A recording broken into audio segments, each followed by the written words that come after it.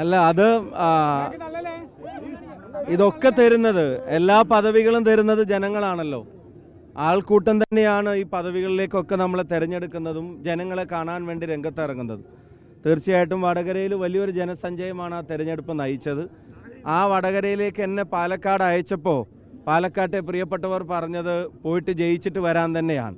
അപ്പോൾ പാലക്കാട് നൽകിയ സ്നേഹവും വടകരയിൽ ജനങ്ങളോട് സംസാരിക്കുമ്പോൾ അതെല്ലാം തീർച്ചയായിട്ടും അവിടെയും അതെല്ലാം ഒരു ഘടകമായിട്ടുണ്ട് തന്നെയാണ് അവരെല്ലാവരും പറഞ്ഞത്.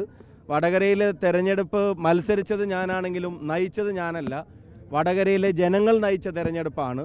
വടകരയിലെ ജനങ്ങളുടെ രാഷ്ട്രീയ വിജയമാണ് അവിടെ ഉണ്ടായത്.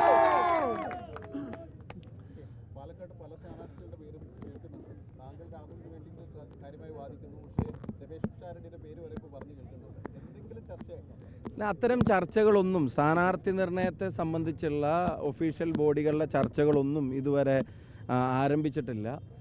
അത്തരം വേദികളിൽ ആരോടും അങ്ങനെ അഭിപ്രായങ്ങളും ഒഫീഷ്യലായിട്ടൊന്നും ആരോടും ചോദിച്ചിട്ടുമില്ല.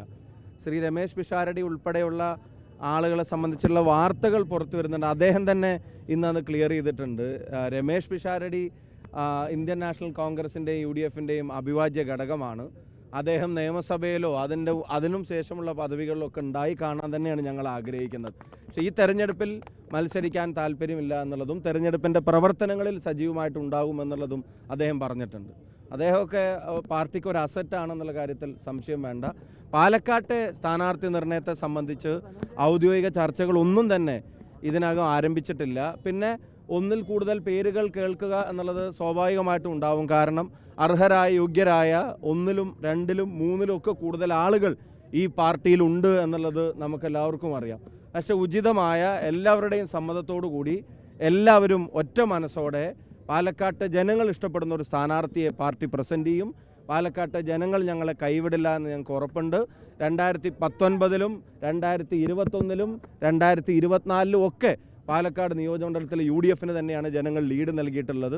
അത് അസംബ്ലി, പാർലമെൻറ്റ് വ്യത്യാസങ്ങളില്ലാതെ ഞങ്ങൾക്ക് ലീഡ് നൽകിക്കൊണ്ടിരിക്കുകയാണ്. അത് ജനങ്ങളുടെ പാലക്കാട്ടെ ജനങ്ങളുടെ ഒരു ക്രെഡൻഷ്യൽസാണ്. അത് തീർച്ചയായിട്ടും ഞങ്ങളുടെ കൂടെ ഉണ്ടായിരിക്കും. അവരാഗ്രഹിക്കുന്ന തരത്തിൽ ജനങ്ങൾക്കൊപ്പം നിൽക്കുന്ന ഒരു സ്ഥാനാർത്ഥിയെ ഞങ്ങൾ കൊടുക്കും. അതുമാത്രമല്ല, ലഭിക്കുന്ന അവസരത്തിൽ ഈ ജനതയ്ക്കും ഈ നാടിനും വേണ്ടി ശബ്ദിക്കും. ഒപ്പം കേരളത്തിൽ പ്രതിപക്ഷത്തിരിക്കുന്നു എന്നുള്ളതുകൊണ്ട് തന്നെ ജനങ്ങളുടെ വിഷയങ്ങൾ രണ്ട് ഭരണകൂടങ്ങളും ജനങ്ങളെ വേട്ടയാടുമ്പോൾ ആ വിഷയങ്ങൾ കൃത്യമായി അവതരിപ്പിക്കാൻ കഴിയാവുന്ന ഒരാൾ തന്നെയായിരിക്കും പാലക്കാട് വരിക എന്നുള്ളതാണ് ഞങ്ങളെല്ലാവരും പ്രതീക്ഷിക്കുന്നത്.